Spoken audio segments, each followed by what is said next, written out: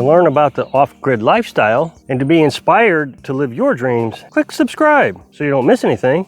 Hit the bell notification. Okay, so today's a big day for us. We're gonna go and do something pretty exciting. But before I get into that, I wanna give you a little history of what's going on here. You may know that a few weeks ago, we ordered some chickens. And we went through the Tractor Supply Company. It was a big ordeal. I called the Tractor Supply Company and said, when is your Chick Days? And Chick Days is an annual event they have where they have a bunch of chickens, little chicks that you can buy. And they had no idea. Sometime in the spring, he said. And so Carolyn suggested that we look online to see if we can order them. And I also was trying to figure out when Chick Days would be because I didn't really feel comfortable ordering them. But Carolyn did. She's ordered them before. And so I went to Tractor Supply Store, and sure enough, you can order chickens through the Tractor Supply Store webpage. I emailed the hatchery, not Tractor Supply Store, but the hatchery, and asked them, is it safe to order chickens in the wintertime? And because we wanted to get our order in early, that way if they didn't send them out till spring, we'd be like first on the list. So, and they said, oh yeah, we put them a heat pad in there and insulation, and we send them in, and when they get to the post office, they'll call you. Well, after 7 days, they hadn't sent them. They said they were going to send them out in 2 days or something like that. And we didn't get anything. So I called the Tractor Supply Store, the customer service, not the store, because the store had no idea what we were talking about. They gave me the number to customer service. Customer service said, oh, no, they'll be here on Friday. So this was Wednesday. And I said, okay, but I have nothing to worry about with the mail. They'll call. I said, I don't believe my mail lady will call. I think she'll send it out. Oh, no. By contract, they have to call. So I felt comfortable that I'd done everything I was supposed to do. And, well, we got them on Friday, and they had frozen to death in the front seat of the mail carrier's car. The mail lady didn't call us. I knew she wouldn't call us. So I called the Tractor Supply Company back. They reimbursed us and said, not to worry, we will have Chick Days on the 22nd of February. This was the 12th of February when I called. And so she said, there's really no reason for you to order another batch. You probably go to the Tractor Supply Store and get them before I could get them out to you. And I agreed. So a couple of days after that, I decided I'd call the Tractor Supply Store just to confirm that our Tractor Supply Store would have it. And they said, no, we're not going to have it that early. We got COVID and the cold weather. There's just no way to know. So I knew they were making excuses. I asked Carolyn to look on Facebook to see if she could find a hatchery close by that we could just go and get them. And she's seen an ad for Orscheln's. Orscheln's is another kind of Tractor Supply Store. I just read, though, that Tractor Supply Store bought out Orscheln's. I called Orscheln's and I asked, when is your Chick Days? And they said, oh, we're having them right now. I'm like, wow. Of course, we were snowed in, so we couldn't go and get them. We decided, well, that's fine. We'll just go get them from Orscheln's. Orscheln's is actually closer than the Tractor Supply Store anyways. I mean, there's 2 Tractor Supply Stores near us. But, they're like 20 miles further than the 2 Orscheln's near us. We're going to go today and get some chickens. Now, we want to get some Buff Orpingtons. They're supposed to be really friendly, and they produce a lot of eggs, and they are very motherly. That's called broody, which means they'll sit on their eggs. So we want to get something friendly. And if we did decide that we wanted to hatch eggs, we'll get some roosters, or at least straight runs, with the hope that there'll be roosters in the straight run. A straight run is, well, you don't really know if it's male or female. So we want to get 10 chickens, and we'll see how that goes when we get there. Of course, we're going to a store. They may not have that many of the kind we want. Now, when I did call Orscheln's, they said they had Buff Orpingtons, but of course they could have sold out, and of course they got to get new ones. So we'll see how it goes. We decided, instead of building anything, Carolyn attempted to build something, that we would use our chicken tractor and bring it inside. I've taken a lot of it apart. The whole front end I've taken off. And so we'll put the chickens in here. It's close to the wood stove. And so it's like 90 degrees in here right now. It's always hot in here. We always got the windows open. So instead of having to run more electric, because we can't afford the electric because we live off grid, we'll just keep it in here next to the wood stove, and they can enjoy the heat as much as we're not enjoying the heat. This will give them plenty of room. This will also get them used to their home. This is going to be their permanent home. Now we'll have a run that they can run in. I'm building that. I showed you a video where I'm building that. But I got stuck with cold weather and the snow, and I had to stop. I'll get back on that as soon as all the snow melts. See, this is what's so nice about our little tiny house. It seems like everything we need to do in here, we can fit in here. It's incredible. So no heat lamp, that way we don't have to worry about the electric. Plenty of room to still get by. Of course, we had to take out Carolyn's exercise machine, which was the wood log splitter.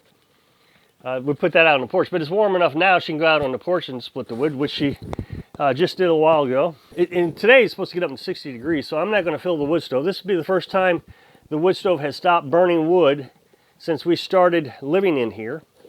This thing's hard to start, so tonight we're going to see how easy it is to start. So we'll raise these in here, I guess, what, a month and a half, 2 months, and then we'll transfer them outside, which it should be warm enough by then for them to survive. And I've got all the little gadgets that I need to make sure that they're protected. Of course, like I said, we're going to try to get a rooster, but I got these little screaming things. I've showed you these before. That way if wild animals come around, this will squeal and scare them away. Okay, and a couple other things we're going to get. We're going to go to Walmart. I got to get some cheesecloth. Yesterday I showed you a video where we cured some meat. We're going to get some cheesecloth at Walmart. Yeah, a couple other things we're going to get. We're going to get a plastic trash can so we can put our chicken feed into it. And we're going to get another feeder. I bought a couple feeders offline. This one I bought, and it's just a water feeder. And then I bought a food feeder also that can also be a water feeder. Carolyn didn't like the food feeder. It didn't dispense very well. It got clogged up. So we're going to get a different kind. This one will be nice when they get bigger. And if we want to go somewhere, which we never go anywhere, but if we ever do want to go somewhere for a day or two, we'll have plenty of water for them. And I've done that before where I had to leave chickens behind for a couple days. You just give them a ton of food, they pick through it, make sure they got plenty of water. The other thing that's nice is if you can have multiple feeders, especially since you don't live off grid, you can't keep it warm. You can just trade them out, bring one in, take the other one out, just back and forth in the wintertime. So if they freeze, they're not without water all day long. Okay, so we got the little guys home, and we decided instead of getting a 10 like we had talked about, that we go ahead and get 12. It was just easier. There was 8 in one and 4 in the other, so we went ahead and got 12 chickens. So we got 8 Buff Orpingtons. Now originally we were going to get 10 Buff Orpingtons. That's how many we ordered when we got them online, and they died from the shipment over here. Go check out 2 previous videos, I talk about that.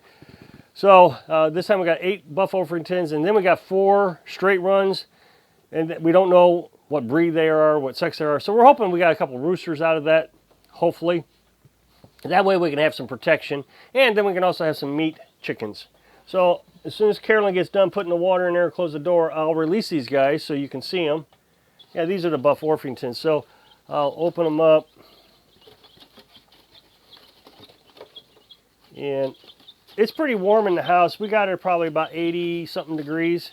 So here we got 4 of them, and they all survived the trip. So I'm going to start handling them because I want them to be okay with me handling them. Now when the guy picked them up, he picked up like 3 at a time. But I want them to get used to us. Buff Orpingtons are supposed to be very friendly. And that way we can train them. We can touch them, we can pick them up, we can move them, we can do whatever we need with them without them being scared and running away all the time.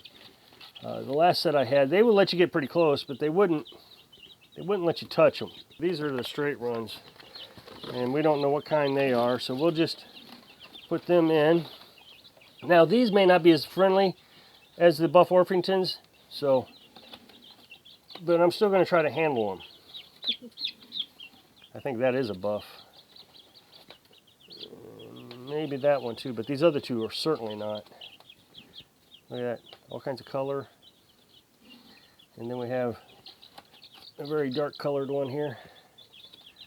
They're not too scared. I'm surprised considering how scared they were with the guy pulling them out. Of course, like I said, he was being pretty aggressive. So here's the last 4 Buff Orpingtons.